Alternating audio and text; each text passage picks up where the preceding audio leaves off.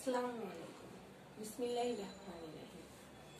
ঢাকা শিক্ষা board laboratory school and college কর্তৃক আয়োজিত অনলাইন ক্লাসে তোমাদের স্বাগত। আমি মুর্শিদা জাহান, জীববিজ্ঞান দ্বিতীয় পত্রের একাদশ ও দ্বাদশ শ্রেণীর শিক্ষার্থীদের জন্য আজকে প্রথম অধ্যায় নিয়ে আলোচনা করব। একাদশ ও দ্বাদশ শ্রেণীর শিক্ষার্থীরা, আশা করছি তোমরা সবাই বাসায় আছো, ভালো আছো, নিয়মিত আমাদের ক্লাসগুলো দেখছো। আমি জীববিজ্ঞান দ্বিতীয় পত্রের প্রথম অধ্যায় নিয়ে আগে অনেকগুলো ক্লাস নিয়েছি। প্রাণীর বিভিন্নতা কি এটা জেনেছো এবং বিভিন্ন শ্রেণীবিন্যাসের নীতি জেনেছো এবং বেশ কয়েকটা ফাইলাম নিয়ে আলোচনা করেছি আমরা। পলিফেরা, নিডেরিয়া, প্লাটিহেলমিনথিস, এনানিডা, নেমাটোডা, ইকাইনোডার্মাটা এবং আর্থ্রোপোডা পর্ব নিয়ে তোমরা আগের ক্লাসগুলোতে পড়েছো। আজকে আমি করাটা পর্ব নিয়ে আলোচনা করব। করাটা পর্ব কি এবং করাটা পর্বের শ্রেণীবিন্যাস কি এটা নিয়ে আজকে আসো আমরা আলোচনায় আসি।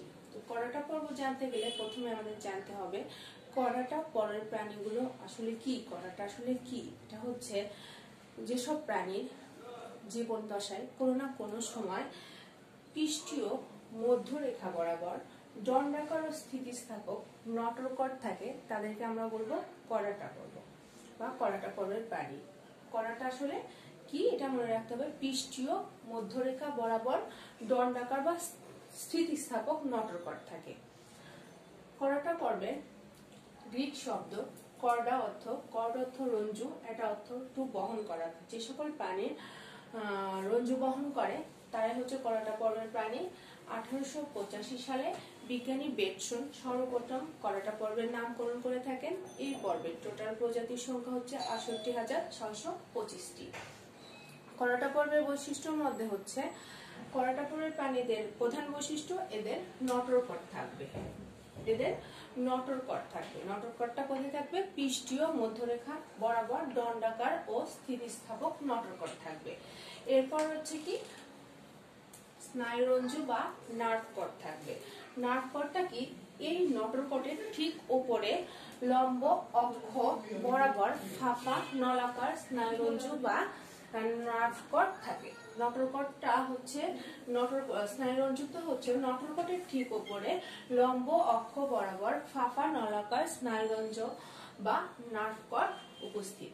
এদের গলবিলীয় ফুলকারন্ধ্র থাকবে এবং গলবিলীয় ফুলকারন্ধ্রের নিচে এন্ডোস্টাইল উপস্থিত নামক একটা অঙ্গ।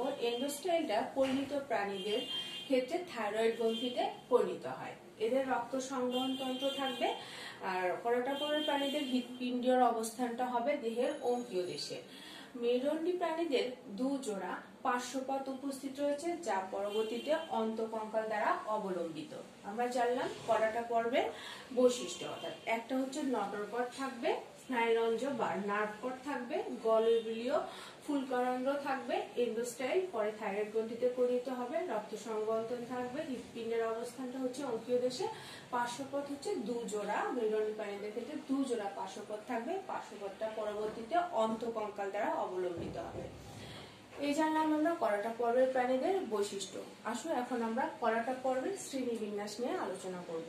করাটা পর্বের শ্রেণীবিন্যাসের ক্ষেত্রে করাটা ফাইলামটি কি? ফাইলাম হচ্ছে করাটা। এই ফাইলামকে আমরা 3টি সাব ফাইলামে ভাগ করেছি, subphylum 1, subphylum 2 and subphylum 3। Subphylum 1টা হচ্ছে Urochordata, subphylum 2 Cephalochordata and subphylum 3 হচ্ছে ভার্টিব্রেটা। আচ্ছা, সাবফাইলাম 1 ইউরোকরাটা, গ্রিক ওরা অর্থ লেজ, কর্ড অর্থ রঞ্জু, অর্থাৎ যাদের লেজে রঞ্জু রয়েছে তারাই হচ্ছে ইউরোকরাটা সাবফাইলামের প্রাণী। পরিণত প্রাণীদের এদের নটরকট থাকে না, লার্ভা দশায় নটরকট উপস্থিত সেটা লেজে থাকে। অর্থাৎ পরিণত প্রাণীদের নটরকট থাকে না, কিন্তু লার্ভা দশায় যে নটরকটটা থাকে সেটা লেজে অবস্থিত।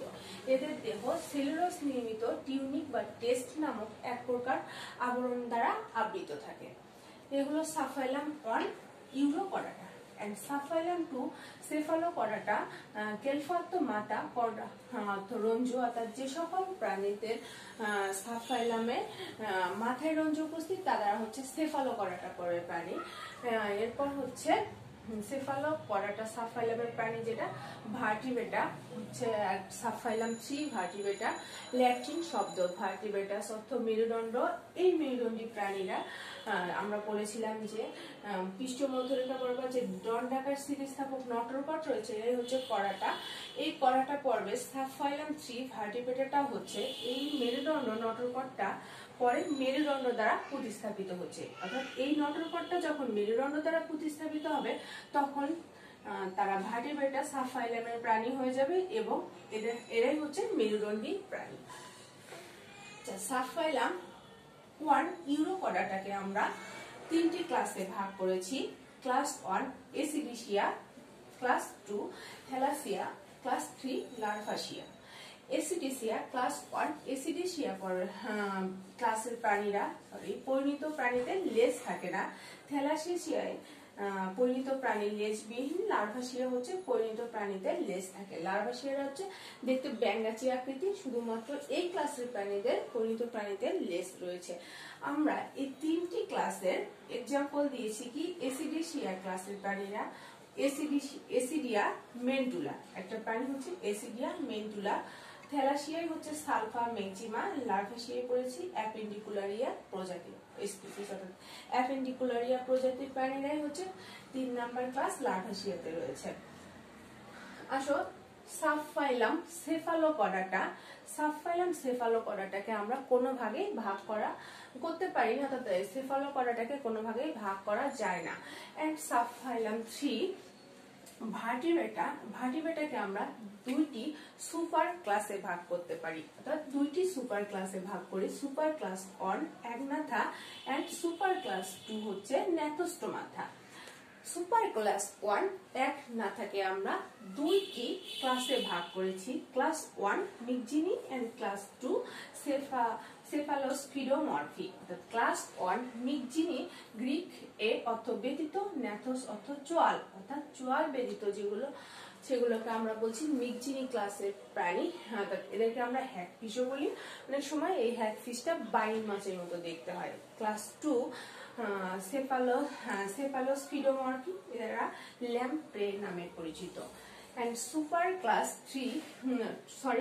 ক্লাস 2 আমরা যে ভার্টিব্রেটাকে 2টা সুপার ক্লাসে ভাগ করেছি। Super class 1 Agnatha, super class 2 Gnathostomata. Super class 2 ন্যাথোস্টোমাথাকে আমরা 4টি ক্লাসে ভাগ করেছি।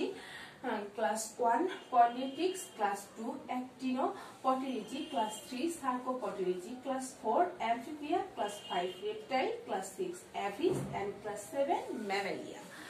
আমরা জানি কর্নেটিক্স, অ্যাক্টিনোপটেরিজি, সার্কোপটেরিজি। কর্নেটিক্স তো এখানে পিসেস, আর অ্যামফিবিয়া জানো এগুলো উভচর প্রাণী। রেপটাইল হচ্ছে আমাদের সরীসৃপ প্রাণী যারা বুকে ভর দিয়ে চলে। এভিস এগুলো পক্ষীকুল। ম্যামেলিয়া হচ্ছে স্তন্যপায়ী প্রাণী। আজকে আমরা তাহলে কি জানলাম? আজকে আমরা প্রথম অধ্যায় জীববিজ্ঞান 2য় পত্রের প্রথম অধ্যায়ে ফাইলাম কডাটা পড়লাম। কডাটা পর্বের বৈশিষ্ট্যটা কি আর কি কি বৈশিষ্ট্য থাকলে এগুলো কডাটা পর্বের প্রাণী হবে, এবং কডাটা পর্বের শ্রেণীবিন্যাস নিয়ে আমরা পড়লাম। কডাটা পর্বের বৈশিষ্ট্য 1 নম্বর, এদের নটরপট থাকবে। নটরপটটা কোথায় থাকবে? পৃষ্ঠীয় মধ্যরেখা বরাবর। প্রাণীর দেহে কোনো না কোনো সময় যে পৃষ্ঠীয় মধ্যরেখা বরাবর দণ্ডাকার স্থিতিস্থাপক নটরপটটা থাকবে। আর স্নায়ুরন্ধ্রটা হচ্ছে নটরপটের ঠিক ওপরে লম্ব অক্ষ বরাবর ফাঁপা নলাকার যে স্নায়ুরন্ধ্র বা নার্ভপট থাকবে। গলবিলীয় ফুলকরন্ধ্র থাকবে, এন্ডোস্টেল থাকবে, রক্ত সংবহন তন্ত্র থাকবে, দেহের অঙ্কীয় দেশে হৃৎপিণ্ডের অবস্থান করবে, দুইজোড়া পার্শ্বপত্র থাকবে কাদের? মেরুদণ্ডী প্রাণীদের। ক্লাসিফিকেশন ফাইলাম কডাটা পরের ক্লাসিফিকেশনে আমরা পড়লাম ফাইলাম কডাটা। এদেরকে আমরা 3টি সাব ফাইলামে ভাগ করেছি। একটা হচ্ছে ইউরোকডাটা, একটা সেফালোকডাটা, এন্ড 3 নম্বর হচ্ছে ভার্টিব্রেটা। সাব ফাইলাম ইউরোকডাটাকে আমরা 3টি ক্লাসে ভাগ করেছি। এসিডিশিয়া, 2 নম্বর থ্যালাসিয়া, 3 নম্বর লার্ভাসিয়া। এন্ড সেফালোকডাটা, সাব ফাইলাম সেফালোকডাটাকে কোনো ভাগেই ভাগ করা যায়নি। সাবফাইলাম 3 ভার্টিব্রেটাকে আমরা 2টি সুপার ক্লাসে ভাগ করেছি। Super class 1 Agnatha, super class 2 Gnathostomata. Super class 1 অ্যাগনাথাকে আমরা 2টি ক্লাসে ভাগ করেছি। Class 1 Myxini, class 2 Cephalaspidomorphi. And super class 2 Gnathostoma থেকে আমরা 7টি ক্লাসে ভাগ করেছি। ক্লাস 1 কর্ডেটিক্স, class 2 Actinopterygii, class 3 Sarcopterygii, class 4 Amphibia, class 5 reptile, class 6 Aves and class 7 হচ্ছে ম্যামেলিয়া। আশা করছি তোমরা শুধু ক্লাস দেখে বসে থাকবে না, বাসায় খাতা কলম নিয়ে বসে আমাদের যে করাটা পর্বের শ্রেণীবিন্যাসগুলো বারবার খাতায় লিখে প্র্যাকটিস করবে। পড়াগুলো অনেক কঠিন মনে হতে পারে, তোমরা বারবার অনুশীলন বা প্র্যাকটিসের মাধ্যমে করলে অনেক ইজি হয়ে যাবে। বারবার করবে, তাহলে মনে থাকবে। আমরা আগামী ক্লাসে এই যে সুপার ক্লাস 2 ন্যাথাস্টোমাটার যে আমরা 7টি পর্ব করলাম, এই 7টি পর্বের বৈশিষ্ট্য নিয়ে আলোচনা করব। ততক্ষণ পর্যন্ত তোমরা বাসায় থাকো, নিজে সুস্থ থাকো, নিয়মিত পড়াশোনা করো, নিজের সমাজকে সুস্থ রাখো, নিজের রাষ্ট্রকে সুস্থ রাখো। আল্লাহ হাফেজ।